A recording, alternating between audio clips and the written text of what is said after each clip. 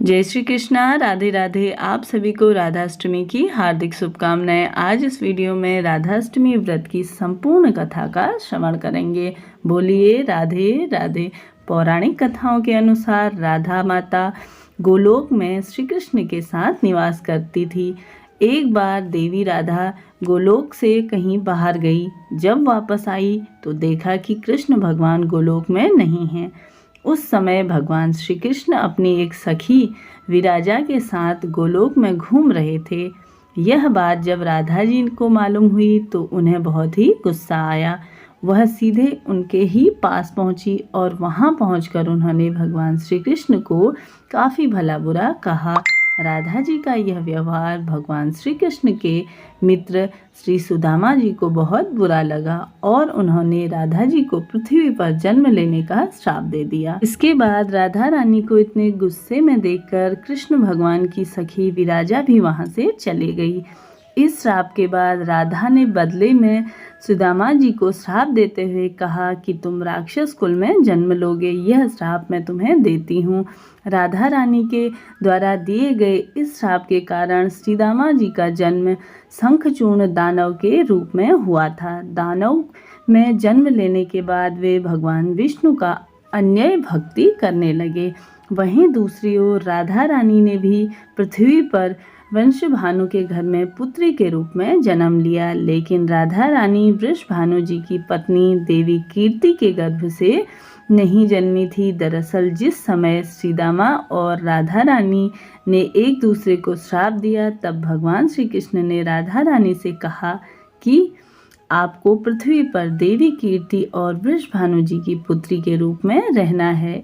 इससे आपके आगे भगवान श्री कृष्ण ने राधा जी से कहा कि जब आप विवाह के योग्य हो जाएंगी और वह आपका विवाह मनुष्य के अवतार में रायाण नामक एक वैश्य के घर होगा। हालांकि वह भी मेरे अंशावतारों में से ही एक होगा।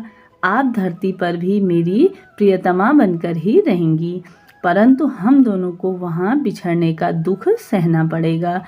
अब हे राधा रानी, अब आप धरती पर जन्म लेने की तैयारी करें, ऐसा श्री कृष्ण जी ने राधा जी से कहा। सांसारिक दृष्टि से देवी कीर्ति गर्भवती हुई और उन्हें प्रसव भी हुआ, लेकिन देवी कीर्ति के गर्भ में योगमाया की प्रेरणा से वायु का प्रवेश हुआ और उन्होंने वायु को ही जन्म दिया।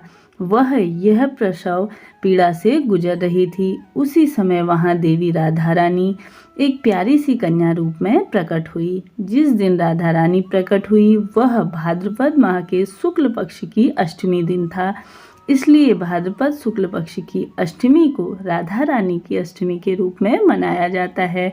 इस दिन भगवान श्री कृष्ण और राधा रानी का पूजन किया जाता है। भी भक्तजन बोलेंगे राधे राधे। अब हम दूसरी कथा का श्रवण करेंगे। श्री कृष्ण भक्ति के ही अवतारित देवर्षि नारद ने एक बार सदाशिव के चरणों में झुककर उन्हें प्रणाम किया और बोला, महादेव मुझे बताइए कि राधा लक्ष्मी हैं, देवपत्नी हैं, महालक्ष्मी हैं या सरस्वती हैं, वह प्रकृति हैं या देव कन्या हैं, आप मुझे बताएं कि वह क्या हैं। तो सदाशिव बोले, अन्य किसी लक्ष्मी की बात क्या करें, कोटि कोटि महालक्ष्मी उनके चरण कमल की शोभा के सामने तुच्छ है। हे नारद जी, एक मुंह से तो मैं उनकी क्या बातें कहूँ, मैं तो श्री राधा जी के रूप और गुण आदि का वर्णन करने में असमर्थ हूँ।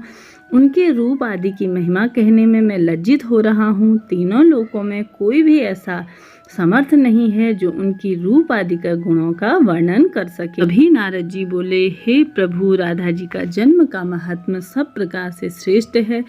हमें राधा अष्टमी का जो व्रत होता है उसके विषय में आप बताइए कि यह सर्वश्रेष्ठ व्रत कैसे किया जाए और इनका पूजन किस प्रकार से करें ताकि हमें भी विशेष फलों की प्राप्ति हो, क्योंकि यह तो लक्ष्मी माता का ही अवतार है। तो घर में सुख समृद्धि और धन प्राप्ति के लिए क्या किया जाए। तो सबसे पहले सुबह ब्रह्म मुहूर्त में जागने के बाद आप सभी को गंगा जल मिश्रित जल से स्नान आदि करके एक सुंदर सी चौकी लगा लीजिए। सुंदर सी चौकी लगाने के बाद आप सभी को उसमें फोटो प्रतिमा राधा कृष्णा की अवश्य से ही लगा लेनी है। उसके बाद आप सभी को विधि विधान से उनका पूजन करके 7 पुए मीठे उनके लिए भोग में अवश्य से बना लेने हैं। 7 पुए उनके लिए और 7 पुए अपने लिए भी अवश्य से बनाएं, ताकि व्रत जब भी आप खोलें तो 7 पुओं को आप सभी को उन्हें जैसे भोग लगाया उसके बाद उन्हीं को आपको भी ग्रहण करके अपना व्रत खोलना है। यह व्रत आधे दिन का ही होता है।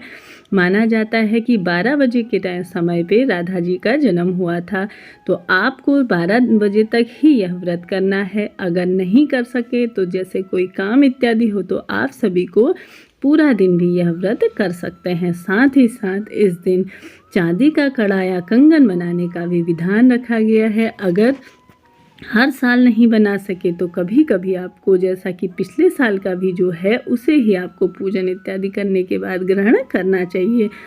इसके बाद आप सभी को विधि विधान से कान्हा जी और राधा जी का पूजन अवश्य से करना चाहिए। यह धन धान्य सुख संतान की सौभाग्य और घर में रोग दोष अखंड सौभाग्य के लिए माना गया है। इस दिन किया गया कोई भी विशेष उपाय सरलतम तरीके से तो यह जीवन को सुखमय बना देता है। तो बोलिए राधे राधे।